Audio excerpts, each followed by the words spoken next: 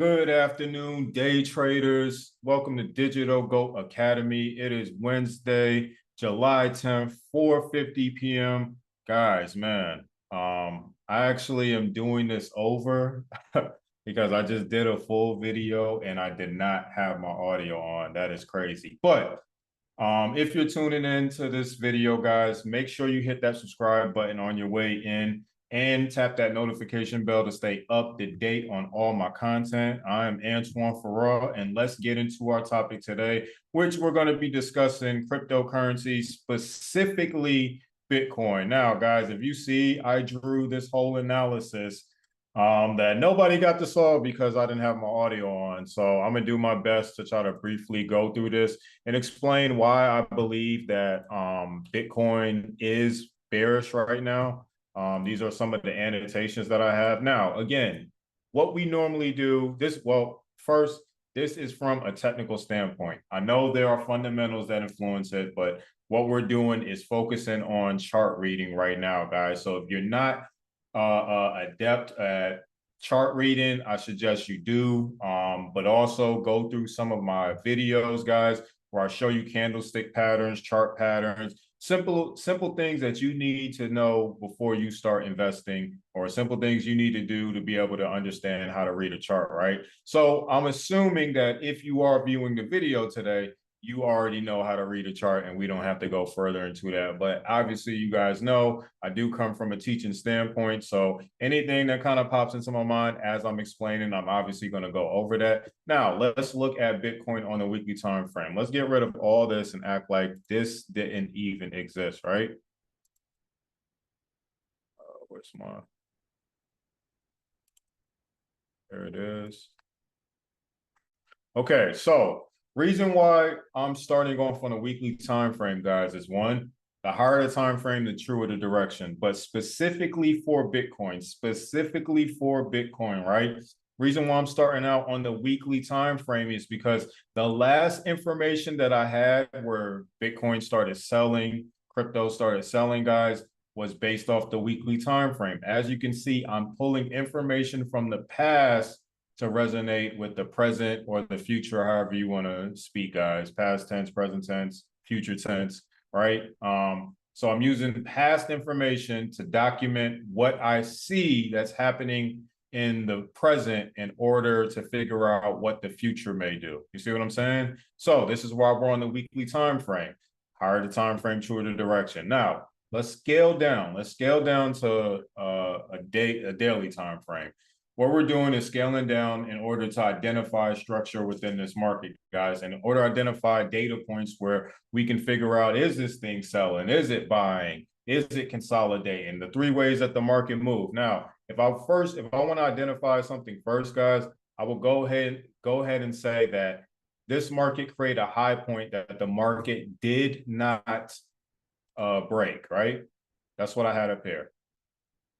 That the 74K that you guys saw earlier is like, it's around 73, 500 if you just turn it back to a candlestick chart. So that's like 73,800. I just decided to round it off. So when I say 74K, unless it shows it on a different broker, the market never hit 74K, but that's the highest point that it reached before the market started trickling off. If you look, right, and I'm going to break it down. If you look, ever since 74K, what did the market do? It popped down, then it popped up. A low point in the market, a previous low point in this market, right? A previous low point in this market. What did it do? Create resistance, right? Pop down again. It created resistance in order to push down to create true resistance. So this was just like a break, retest, push down. This is actually the resistance being created. I had actually already had this zone drawn, so that's why I haven't like moved it up to identify the resistance on this top side. This is more important to me identifying that the market broke away from this zone versus me establishing that there's resistance. But let's just go through the motions, right? Failed to break 74K. What was the next move? The next move was around 71, if you want to say 72K, right? And we have another move, right?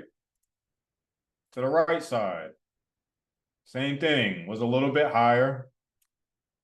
So this one was around 71. This one was around about the same.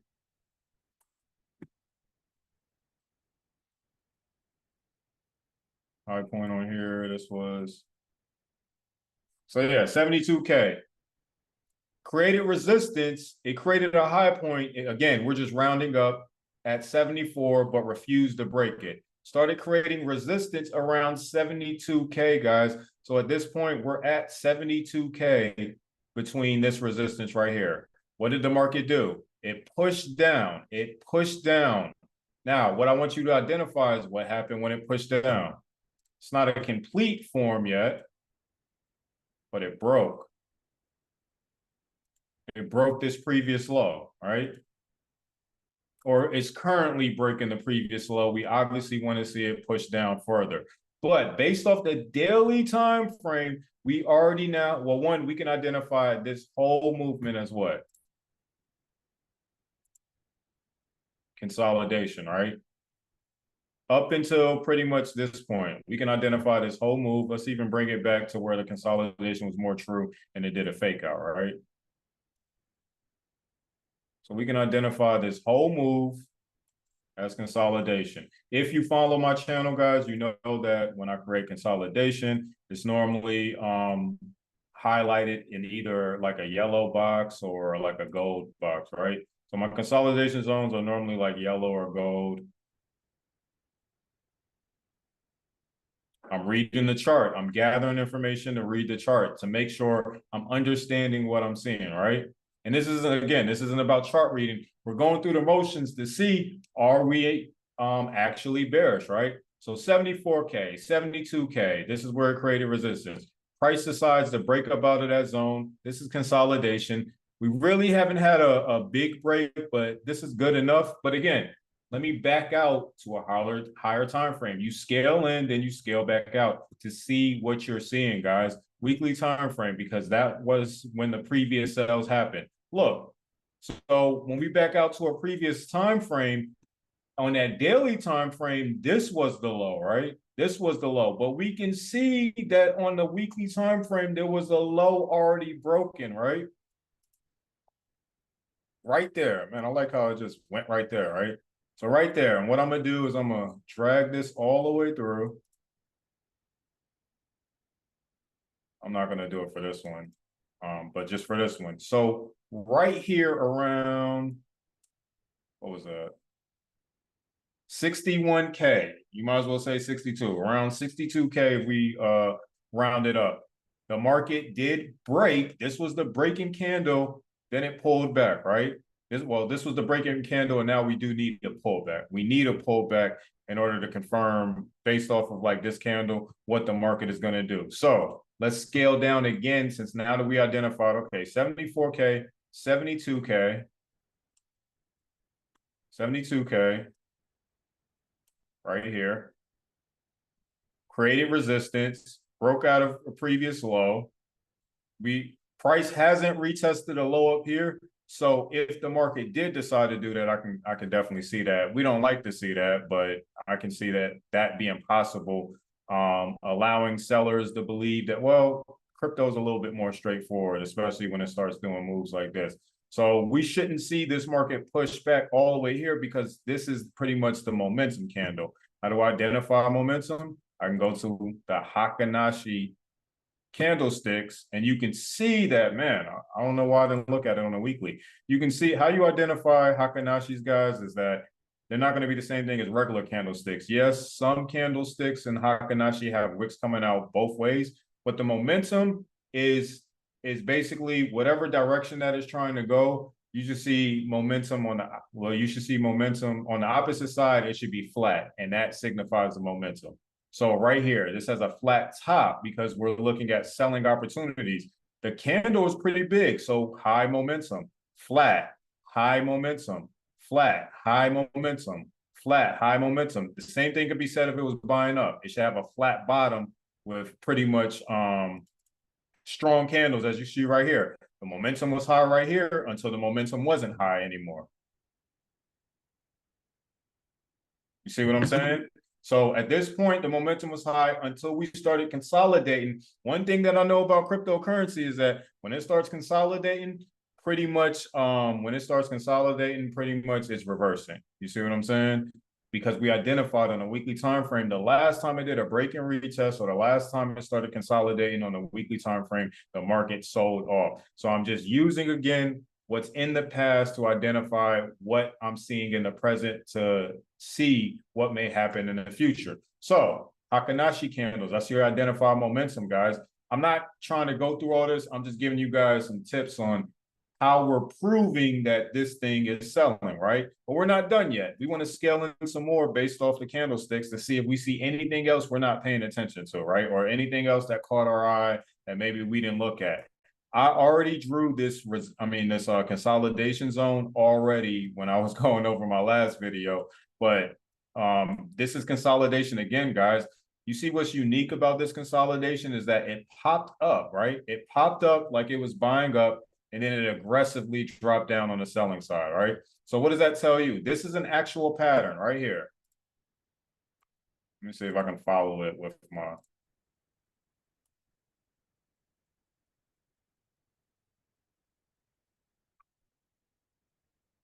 To be black. So that is an actual pattern in the market, guys, right? And you can identify this. And you see this a lot in consolidation where it could either pop out to fake out. That's what we call fake out, breakout. Or it could have done the opposite, or it could have continued consolidating until it broke out. But normally it's going to track people in to one, retest the previous low. So you see it retested this previous low in order to push down lower. But now that we have this information, right? Now that we have this information, we can use it to keep confirming, are we selling, and then create opportunities for us to buy back into the market or sell or find a selling opportunity within the market. So if you look, this is a previous low. What I'm going to do is I'm going to create a zone that goes with that previous low. Now look where the Fibonacci is at, guys. And the Fibonacci is this tool right here that goes from 0 to 1 or 0 to 100. It goes from 0 to 100 based off of your customization. So mine, I have them set like this. Some other people might have it a little bit different, but it's pretty much identifying the percentages that the market is returning back to an area, right, in order to correct itself. Because at a basic level as a trader, you should know that the market retests 38 to 50% of an entire move, right? So I'm focused on this move because we're on the daily time frame, and that's actually the candle we're on the weekly time frame, if you guys saw that. So on the weekly time frame, we're in this move. That's why I had this that's why I had the Fibonacci tool on that one candle. As you can see, you don't really see it fully on the daily candle. You see it's more of like a move and then consolidation. But then when you go out to the weekly, you see just one candle. You see one candle and the market's starting to buy back up, right? So higher time frame, true to direction. Walk through the steps. This was consolidation. It broke out of this level. It pushed up, then broke out of this level. Now what do we need in order to confirm that this thing is still selling? We need a push back up into either the low point of the consolidation or into the consolidation, right? So what I'm gonna do is I'm gonna draw a zone and feast this for your eyes, guys, right? So I'm gonna draw a zone at the bottom where structure is at. Now I'm gonna change this. It's not gonna be the same color as the consolidation. Change it to black, and then we're gonna make it white. All right.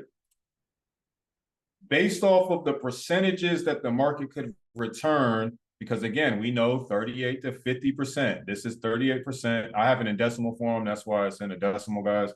So 50%. 618 is our golden zone. We are now at 5 o'clock, 5:04 p.m., which every trader should know. You shouldn't enter the market then. You should wait for the market to open back up, go through its spreads, go through its opening of its spreads, and anything that they're trying to collect for people that are still in the market, and then look to enter probably closer to like 7 o'clock Eastern time, 8 o'clock Eastern time, maybe even 10. You know what I'm saying? I'm basing it off of Eastern time, so if you're in a different time zone, don't base it off of that exact time frame, right? But just know looking at those time frames based off of the Eastern region, right? You should be able to identify like what time zone you're in and what time that, okay, based off of 7 o'clock where I should be looking. For some of you, that might be 5 o'clock if you're like in California. You see what I'm saying? But again, not to go too deep, like make it easy. Don't make it so hard on yourself, right?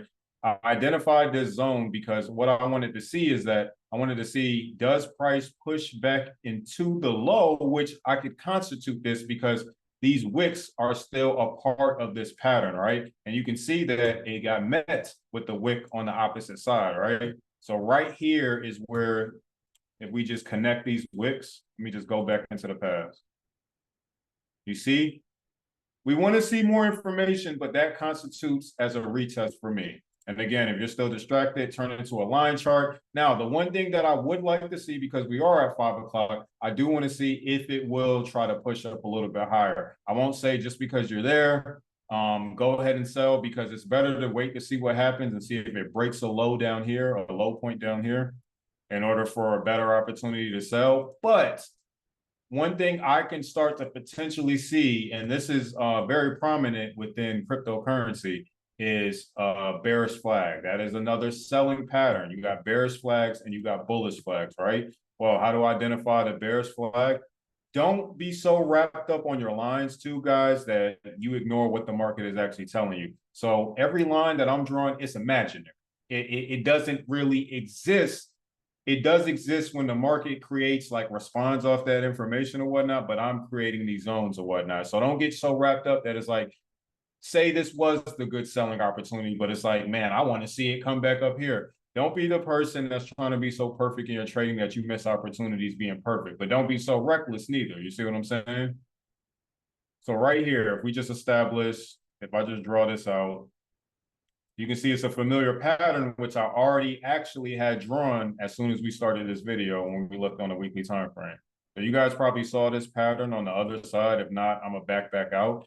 But this could be potentially a bearish flag, which will confirm that this bearish pattern is actually true right here. We have consolidation. We have a fake out. We have a breakout. Now we need pretty much a pullback zone, which again, this looks like the pullback zone. So I would have been okay getting in here around like 59K, to say that it could come back up to 61K, but I'm not too worried about that. Because these would be my parameters where my stop loss, like above here, would be like where I'm looking for the market to not come back up to, right? So around here. So these would be good zones for me to start entering in sales. But again, it's 5 o'clock, so I'd rather wait and see what the market may do. It may actually try to creep back up to hit this gold zone or that 786. You know what I'm saying? Which would still be a bearish flag. I know it might break that. That's why I said don't stay so wrapped up into your lines and stuff, because it could break that, but what you're identifying doesn't necessarily resonate with the pattern. So that could still be, because it would be a form of consolidation breakout, just like we saw, faking people out and then pushing down. So if it pops back up from here all the way to this zone, I could see that. I definitely would like it to be in this zone, or I would have liked to have caught it like at this wick, which probably isn't practical. But again, it's identifying everything we need to see. Like, traders, man, because I've been getting into arguments, or I guess debates, with the cryptocurrency community, right? I'm definitely an ally in the cryptocurrency community, but man, when you tell them that, man, Bitcoin might be coming down, these guys get rage felt. And because they don't want to see their profit diminish, and they do believe that the market is going to continue going up. You can go to any stock. You can go to Tesla. You can look up Rice. You can look up gold. You can look up S&P, guys. And you can see that all of them have a foundation. They pull back when it's necessary for price to correct itself, because price cannot infinitely go up. You know how many millionaires, say everybody did invest in Bitcoin in 2020, 2019, right? You know how many millionaires would be created off of that? The market does not just create millionaires. Yes, you can make yourself a millionaire, but the market doesn't just willingly create millionaires, because the goal of the market is to take our money in order to grow its own money. You see what I'm saying? You don't believe that? Look at what your bank does. Your bank uses these same markets, guys, takes your money, puts it into these type of markets, either crypto, either in stocks, either in foreign exchange, make their money or lose money, but still put your money back because the bank has pretty much larger money than all of us. So they're already participating in things that we already know. You know what I'm saying? So if you're blind to that, shame on you. But here, it's not too late. You know what I'm saying? So what I would look at is that when people think that the market is going all the way up, look at another market, look at another stock, and look how its patterns were. You know what I'm saying? Not that it's going to emulate exactly what you see like off of Bitcoin, but because there have been things that have already existed prior to Bitcoin, that's the foundation. So it can't just shoot up from here. I don't care what people think. It can't just shoot up from here unless something triggers it that we didn't know. It's still in consolidation, but on the smaller time frame, we have been having sales. So say Apple comes in and buys like, I don't know, a whole bunch of shares of Bitcoin, then yes, you'll probably see a bump up in price. But why would Apple want to buy that high? Think about it from this perspective. Why would Apple, because they're not just going to buy like 1 and 2 positions, 3 positions like me or you, or maybe even like a measly 100, right? They're going to buy like thousands, you know what I'm saying? So why would they want to spend like 1,000? Why would they want to buy 1,000 shares of a price that's at 57K when they believe that they can get it at a discount price? You see what I'm saying? So for all the people that's believing that Bitcoin is about to go straight to the moon, I'm not seeing that. Eventually, but we have too many assets and stocks that have preceded Bitcoin for it to create that many millionaires or 1,000 years, whatever it is, and then throw an imbalance in the economy, like the world's economy, not just like America. I'm in America, but not just America's economy, the world's economy. You see what I'm saying, guys? So a lot of these other countries have stocks that have superseded cryptocurrency and that have existed a long time. They're not going to let that happen. You know what I'm saying? Somebody's going to, and especially since it's more institutionalized now. Remember, when Bitcoin was first at, like, when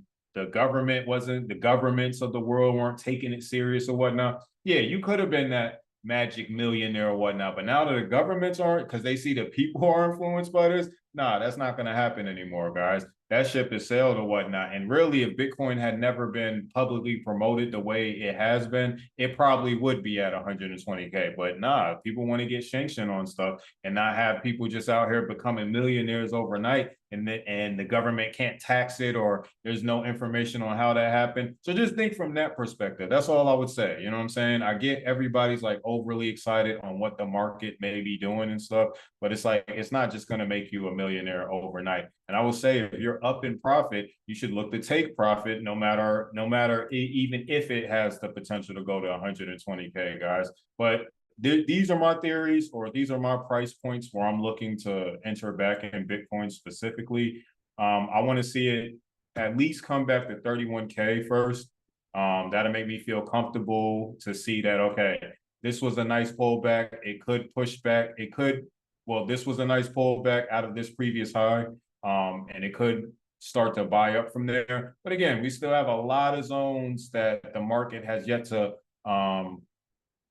collect liquidity from before it decides to push up. So my specific point, I think that the market is going to come back to is 24K, but I'm open to it going to 20K.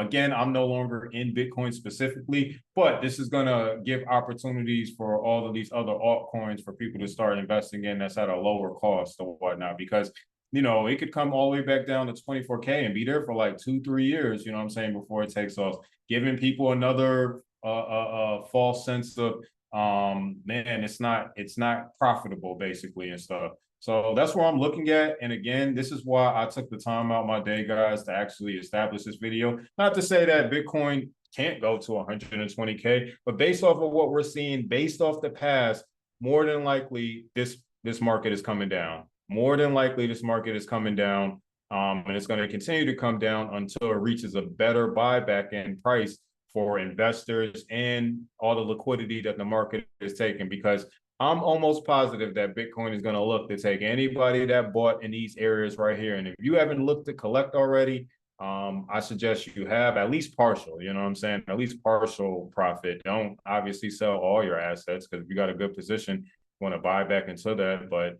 at least partial profits. It's better to see the partial profits, use your money respectively, than to sit here and wait for it to come all the way back to entry. I'm telling you guys stuff from experience. You know what I'm saying? I was up pretty nice with cryptocurrency at one point, and then it did this move over here, yo. I didn't take my profits when it's like I clearly saw that it was actually coming back down, guys. So this is what I wanted to shed light on. That yeah, I think we're all on the same team. I think we're speaking the same thing. But a lot of levels, a lot of people get so wrapped up in like, oh man, because it's up and their profit is up, they believe that it's going to continue going up. No, it's going to correct itself. It's going to correct itself, and we'll see how low it goes. So remember the bearish flag, guys? Example right here. I had this since 2022, right?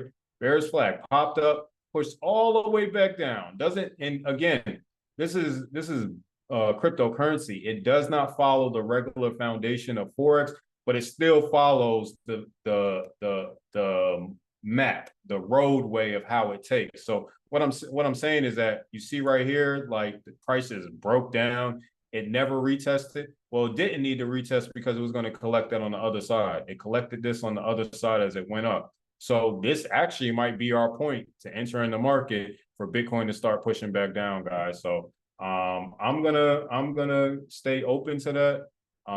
This isn't, again, financial advice, but I am going to look for opportunities to start shorting Bitcoin again. But I do think that it's realistically going to come back to like 20, anywhere from 31 to 24K. Anything lower is great. And, I kind of was in anticipation because we can't ignore that prices never resurfaced back to 8K, you know what I'm saying? And because crypto is so new, this could be where it comes back. I used to be against all the people that was like, it's coming back to 10K. I was like, man, if Bitcoin comes back to 10K, there's something wrong with it. Not really understanding that we're collecting the data that's going to be for the future generations. So the prior generations with like S&P and US 30, they didn't have all this information, nor was it digital at that time. They didn't have all this information that we have. We're now getting the new data where, okay, in 10 years, Bitcoin may be in 120K.